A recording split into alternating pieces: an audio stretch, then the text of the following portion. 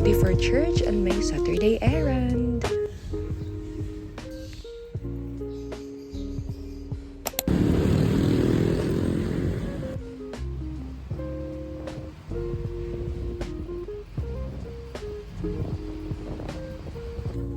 Divisoria tayo today and maghanap tayo ng mga kailangan para sa gagawin nating surprise. Ayan, so hindi pa lahat nabili natin sa isang store kasi nga ang hirap maghanap ng iba. Ayan pa lang yung nabibili natin. And guys, please, magdala kayo ng eco bag or ng tote bag or anything para kay Mother Earth. So this is Sunday bago mag-start ulit yung pasukan. And ayan, medyo in-expect ko nga na mas marami pa yung tao compared dito. Pero good thing na din na hindi masyadong siksikan. Nakaka-stress din kasi sa init. Yung init kapag ka siksikan.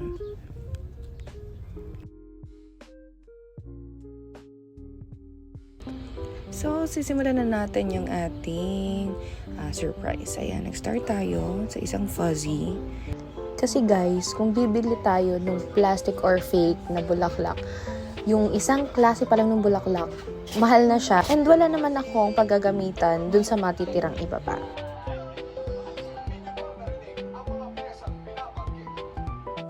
Since kulang pa rin yung mga materials natin, so kung ano muna yung available, yun muna yung inuna kong gawin. And priority din siya since isa siya sa main design ng ating surprise.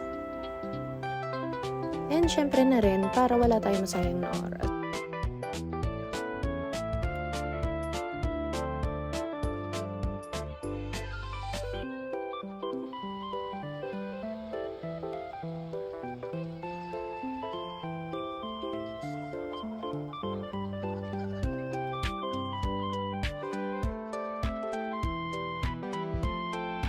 And ayan, after ilang oras na ginagawa natin ito, medyo naging busy at hindi nagpaabala. Ayan na yung ating finished product. So, baka dagdagan pa natin yan.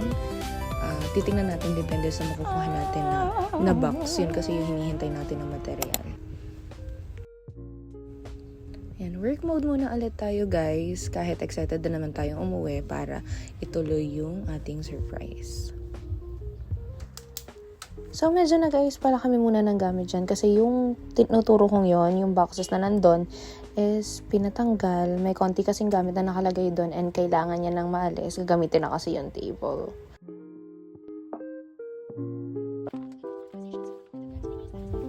Two days before, ayan, inayos na natin, nakabili na tayo. Hindi na natin na-videohan yung paghanap at pagbili kasi nagmamadali na tayo at the same time, kabado pa ako niyan kung makakakuha ako at makakabili niyan kailangan kong bilhin.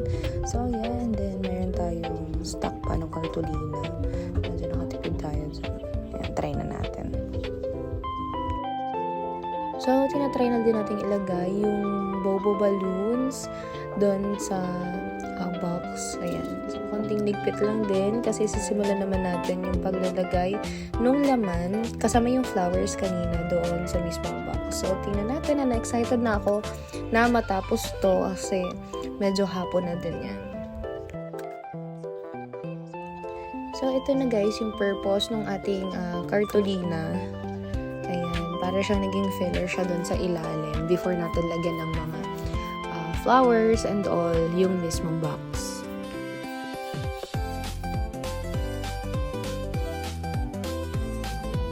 And then guys, putol-putol lang tayo ng mga items, ng mga bulaklak, yung mga stem niyan kasi medyo matigas. So, need talaga natin ang cutter.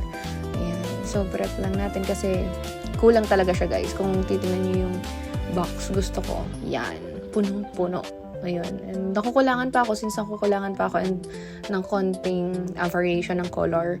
Yan, then nagdagan lang natin. Guys, kayo na ang humusga.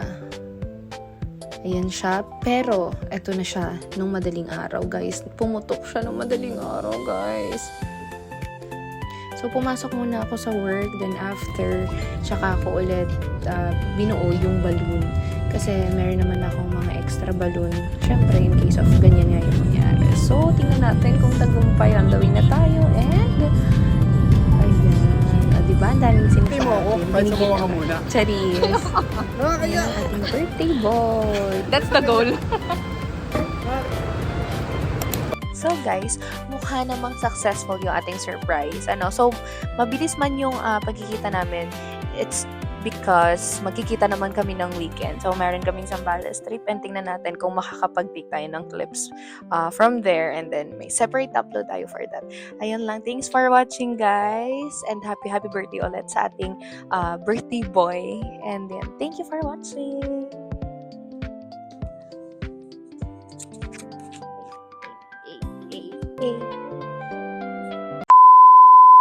Guys, ang hirap-hirap magtapos ng video. So, yan. Umupo muna ako, and ilang araw na to, past June na dun sa goal ko, and then upload na natin to guys. Let's go!